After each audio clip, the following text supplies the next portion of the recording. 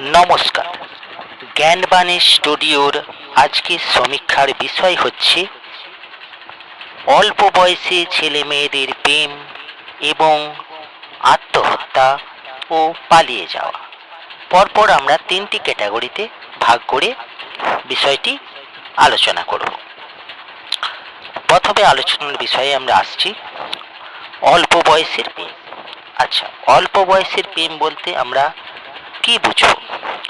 অল্প বয়সের প্রেম বলতে জানা যাচ্ছে যে ক্লাস 5 থেকে ছেলেমেয়েরা প্রেমে পড়ছে।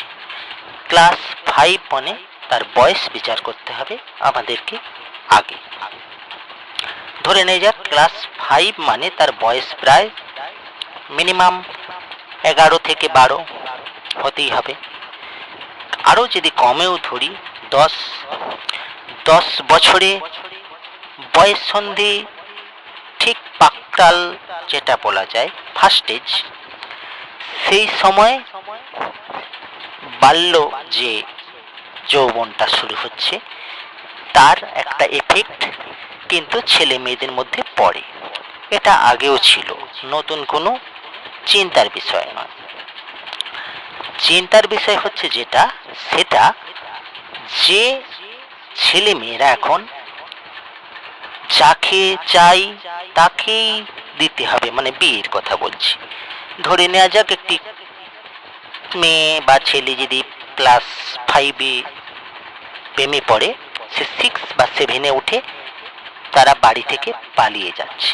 ধরে নেওয়া যাক তাদের বয়স হয়তো 14 কি 15। এটা কেন হচ্ছে তার একটা কারণ বলি। এখন বর্তমান প্রযুক্তিতে আমরা দেখি, আমরা প্রযুক্তির সাথে এগাতে গিয়ে আমরা নিজেদেরকে ধ্বংসের পথে ঠেলে দিয়েছি। আমাদের বাচ্চাদের ছেলে মেয়েদেরকে অধৈর্য করে তুলেছি। তার কারণ কেন না, এই স্মার্টফোন বা মোবাইল। যদি বলো আগেও কি ছিল না? ছিল। তখন চিঠির বিষয় ছিল, কিন্তু চিঠির থেকেও এখন দ্রুতগামী হচ্ছে হোয়াটসঅ্যাপ, ফেসবুক, ইনস্টাগ্রাম এবং মেসেজ টাইপিং বা ফোন কলিংয়ের থেকেও বেশি ছেলে মেয়েরা এখন ব্যবহার করে তোমার হোয়াটসঅ্যাপের message, text message, Facebook Messenger এবং ইনস্টাগ্রাম। তো এই যে কয়েকটা জিনিসের মাধ্যমে প্রেমটা কিন্তু তাদের আরও গভীর থেকে গভীরতর হচ্ছে। তারা যদি 2 দিন বা 1 দিন 1 মুহূর্ত না দেখতে পায়, তারা এই ফোনের মাধ্যমেই পড়ে আছে। বাবা মারা জানে, কিন্তু এখন বাবা মারা এত বেশি ব্যস্ততায় ভুগছে, তারা তাদের বাচ্চাদেরকে সময়টুকু দিতে পারছে না। কেন পাচ্ছে না? তারা নানান কাজে ব্যস্ত।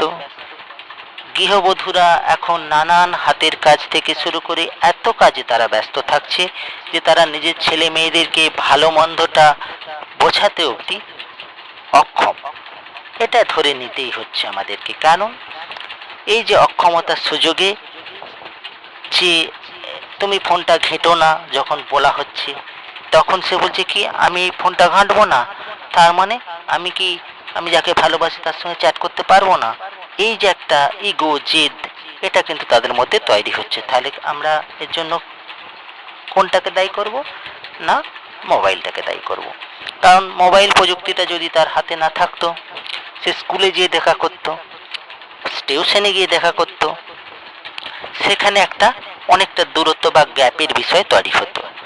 কিন্তু সেই দূরত্ব বা গ্যাপটা এখন আর তৈরি হয় না। এখন কি হয়, মোবাইলের মাধ্যমে কাজটা ঘর থেকে বসে করতে পারে, বাইরে থেকে বসে করতে পারে। তার স্কুলে যেয়ে দেখা করে বা কথা বলার প্রয়োজন পড়ে না। এইখানে বাবা মাদের বিষয় হবে সন্তানকে সময় দেয়া, মোবাইলটা যত পারবে কম ঘাঁটতে দেয়া, কম ব্যবহার করতে দেয়া। তার বিনিময়ে তাদেরকে খোলা মাঠে খেলতে পাঠান, স্থানীয় বন্ধু বান্ধবদের সঙ্গে মিশতে বলুন। কিন্তু এখন এতটাই আমরা আধুনিকতার নামে নিচে নেমে গেছি বা ধ্বংসের দিকে চলে গেছি, এই ওর বাড়ির ছেলের সাথে না মিশিস না, ওটা চলবে না, তার থেকে তুই মোবাইলটাই ঘাঁট। এই যে ধারণাটা, এই ধারণাটা কিন্তু খুব ভয়ঙ্কর দিকে যাচ্ছে। ওই ছেলেটা না ও তো গরিব ঘরের ছেলে, বা ওরও জামা প্যান্টটা ঠিক পছন্দের না, বেশ কালো ময়লা, অন্যান্য ওর সাথে মিশলে এত চোখ খারাপ হয়ে যাবে, আমার একটা স্ট্যাটাস আছে। এই স্ট্যাটাস বা এই বড় লোকের চাল দেখাতে গিয়ে আমরা ছেলে মেয়েগুলোকে কিন্তু অচেনা অজানা ছেলেদের প্রতি বা মেয়েদের প্রতি আমরা ঠেলে দিচ্ছি। কেন দিচ্ছি না, এই নিজেদের ইগোটাকে জন্য। এটাকে আগে সবার আগে ভাঙতে হবে এবং মোবাইল ফোনটাকে আগে দূরে রাখতে হবে। মোবাইল ফোনটাকে যদি আমরা দূরে রাখতে পারি, বাচ্চাদের কাছ থেকে যদি সরিয়ে নিতে পারি, এমনকি বড়রাও যদি ব্যবহার না করতে পারি, খুব ভালো হয়। কারণ মোবাইল ফোন, স্মার্টফোন খুব খারাপ জিনিস। এটা একাধারে যেমন সমাজের ক্ষতি করে, শরীরের বিভিন্ন অংশের ক্ষতি করে, এমনকি মারাত্মক ক্যান্সার রোগেরও সৃষ্টি করে।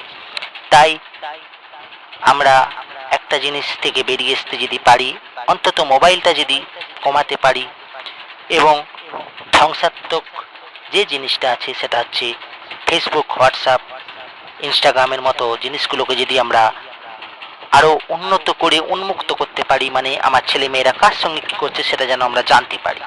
এখন বিভিন্ন রকমভাবে সিকিউরিটি হয়ে যাওয়ার ফলে এই বিষয়টা থেকে আমরা কিন্তু বেরোতে পারছি না।